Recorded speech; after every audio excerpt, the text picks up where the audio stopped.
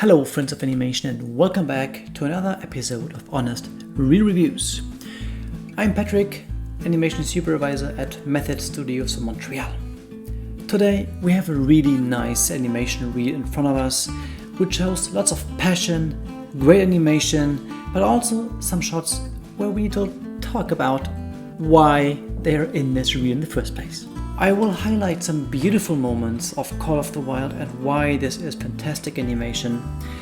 We will talk about some X-Men shots, Nutcracker shots, and there's also a big dragon waiting for us in the middle of the reel, which I'm really excited about.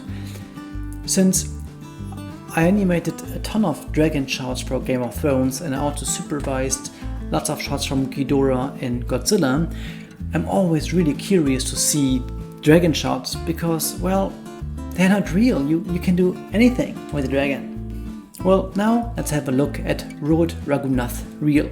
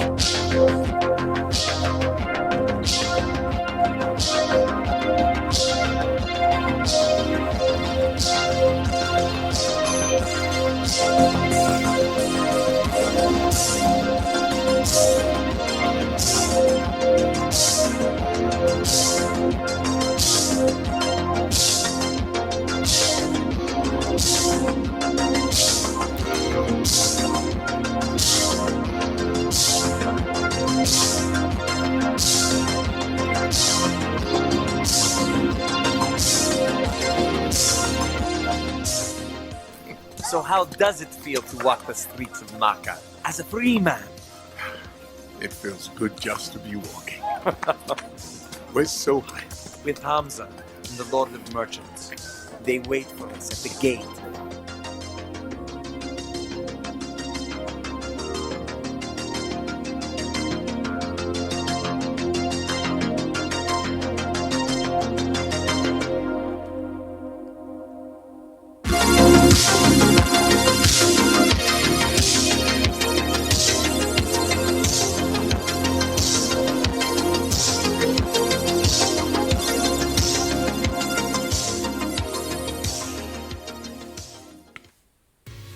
Nice one. Really nice reel. Awesome. As you can see, we had hard surface animation in a train, awesome dogs, puppet soldiers with the monsters, guns, acting, a horse, a weirdo with long riddly arms, and a dragon. I mean, really, could you ask for more? Well, I think we could ask for a tiny bit less, to be honest. How we get to this in a second, what I think is not good about this reel. Generally, let's start with the beginning and the ending.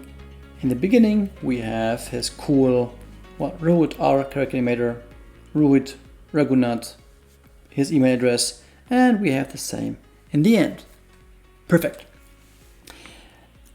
Now, I came across a fellow YouTuber named John Dennis Haas, fantastic animation channel here, and he had this animation demo reel tips, and there he had as a title this reel structure, title card, your best shot, awesome work, and info card. While I didn't know that this existed, this is always how I built my reels and how most people build their reels, really. The interesting part, what he points out here, is you'll be judged by the worst shot in the second half. Most of the people start with the best shot in the beginning and have a cool end shot, as did Rohit here. But this statement is so true because this is also how I feel when I watch a reel. I judge you by the worst shot. I don't judge you completely by the worst shot, but it's definitely a factor. Because the worst shot tells me what you think is still good. And if you think that this one really bad shot is great, then I really question your sense of good animation. So don't ever put any bad shots in your reel. Now obviously animation is quite often subjective, and what you think this is a great shot doesn't necessarily mean that this is a great shot for me. It depends on the studio you apply for, it depends on the supervisor who reviews your reel. So there are a lot of different things to consider, and also a lot of unknown things to consider. One thing, you should question yourself, because you think about your animations differently than I do, because you did them and you worked on them with a lot of passion. So you have a different opinion about your reel because you put all the work in. And I felt personally the more work I put into one shot specifically, the better I liked the shot, because it was just so much work to get done. Doesn't mean though that this is really a great shot. Try, when you cut your reel, to look at this objectively as good as you can. Now about this reel here. First shot, the doggy. God, this is a beautiful shot, I think. The subtle tail animation here, how the paw comes up.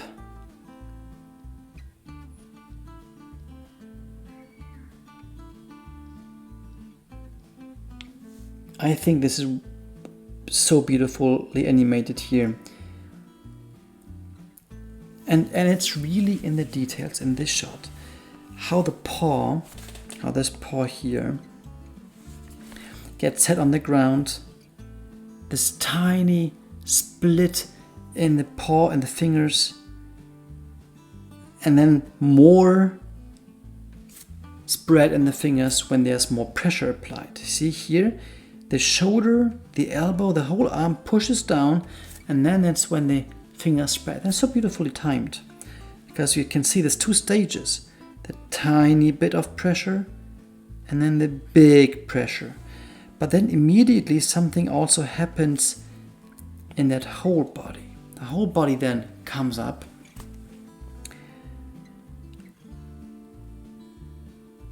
The other paw comes, and we can see here also when the other paw settles, he presses himself up, stops, comes down, and comes back up.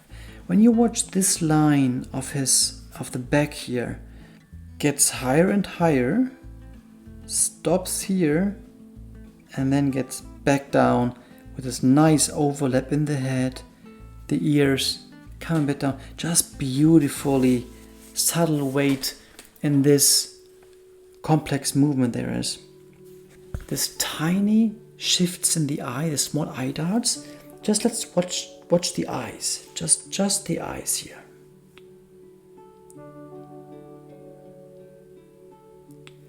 Beautiful. A small look down, then the up move. It tells so much. There's half open eyes, sleepy, and then the small dog blink, it's half blink here and open. Beautifully done, like small and then open. Nice detail there. Only animated happy and sleepy. So happy is probably this guy and sleepy is probably that guy, I would assume. Let's watch these two. Yeah, it's beautiful. And sleepy.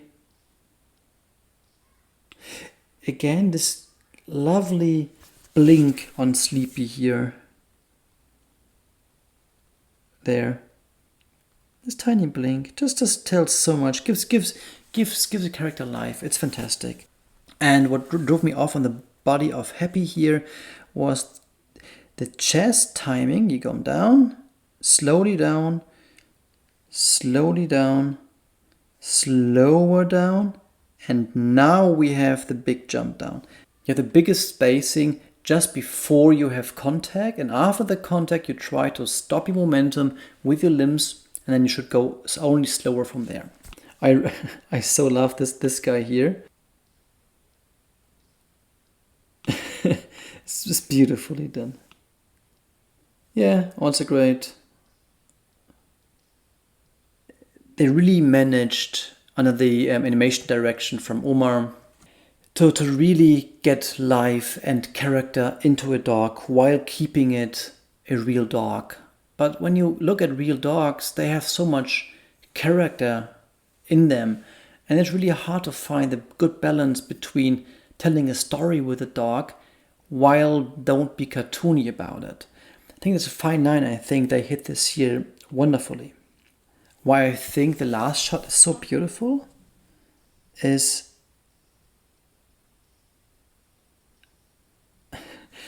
how the dog reacts. He looks around. We really can feel like he's a bit insecure, curious, like, okay, what's going on? But he has really no clue what's going on.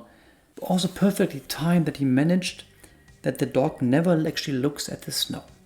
And then he looks the furthest away from the snow as possible at this time to really tell that the dog doesn't know what's coming.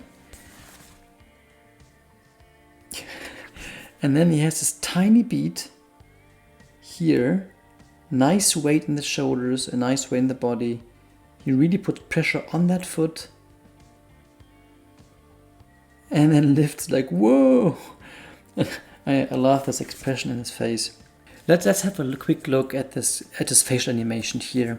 We have this nice squash and stretch inside the face, where we have the squash moment here, a nice squash in the face. It's quite tiny compared to now, where the eyes go open, the mouth go open again, and we have this stretch in the face, which gives a nice contrast. Just beautifully done. What I thought when I saw them working on the Nutcracker, I was supervising another movie at the time while they worked on the Nutcracker. And since these guys are not real humans, they're, well, as you can see here on the knee and stuff, they're like toys or Nutcracker toys, whatever. And I think they found a fantastic style between humans, but keeping it toy-like. So when you see how this body bends with this arm here and the leg here, this is hardly possible for a human. And then when you analyze how the arm has this nice overlap, goes down, gets back up, and then settles in this pose. And a human wouldn't settle in this pose because your limb goes whoop, and his knee stays up because the joints of his puppet are just more stiff, and he doesn't have muscles in that case. So it's just wonderfully done. There's this combination out of a tin man, basically a toy, and a soldier, and like, and then keep it a bit more stiff. Yeah, and yeah, I'm not really sure what I should see, what you animated in that shot here. In this one, I don't really know what you animated. Then, well, yeah, looks crashy. I think you animated, I bet this guy is CG. It's a bit hard to tell, so it's probably digital work. Yeah, but it doesn't tell me anything new, really. So then, great case of putting a shot in front of the shot you animated, so I get the context. And as far as I remember, the only animation in this shot should be the tail, I think. I'm not really sure. It would be cool to write like if the tail or the whole thing is digital, but as far as I remember, it was only the tail. So it's not really that exciting shot. Guns. And then again, we have these guns here. So when it comes to this, well, although this is nice in the reel, it shows a bit variety and stuff, but it comes to a couple of honest reel reviews back where I talked about put things in the reel which you like animating. Now, if you like animating these guns and stuff, which is cool, put it in there. But what's your goal? What you're aiming for with your reel? Do you want to go more to character? Do you want to go more creatures? Basically, where do you personally want to progress more? And then I would think about, do you really want to have this gun shots and the squashing shots on the train inside that reel? Or do you want to concentrate on this collecting shot and the dogs? It's just worth a thought. You can leave them in here. They don't do any harm. These shots from X-Men, don't get me wrong, they're like cool shots. They don't do the real any harm. It's just a thing to consider. That's all. How does it feel to walk the streets of Maka as a free man? It feels good just to be walking. We're so high. With Hamza. And the animation of these guys is quite nice. It's lovely that you put something character animation in there. Though I do feel this character feel generally a bit stiff. I also can't read the faces that much.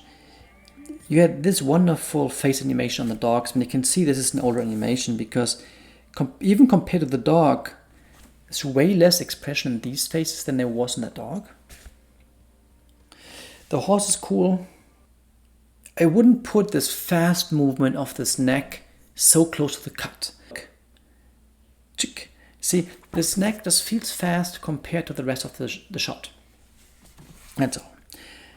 The eagle is cool, the spread of the wings is beautifully done, and then there's small details in the feathers. This shot is really cool, I think.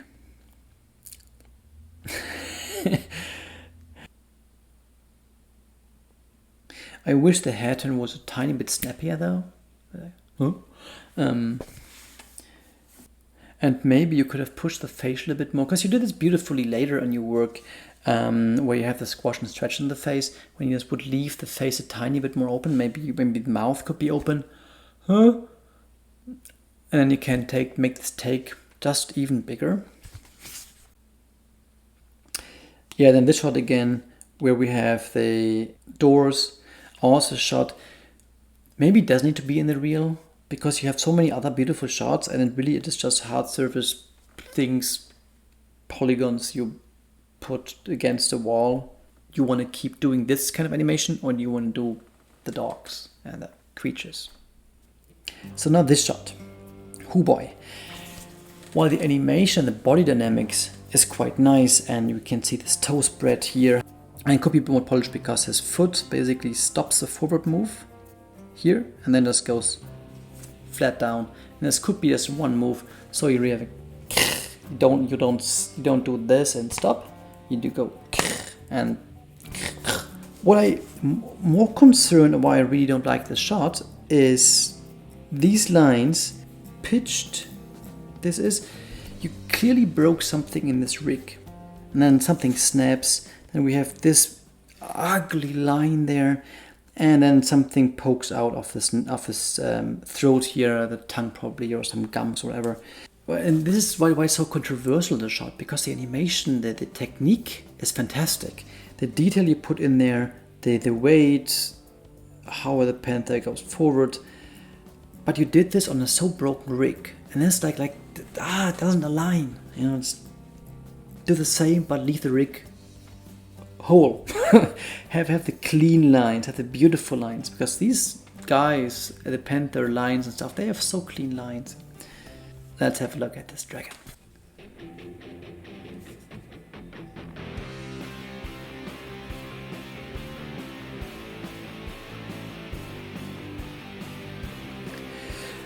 It's a nice dragon, but it's also lacking some things in my opinion.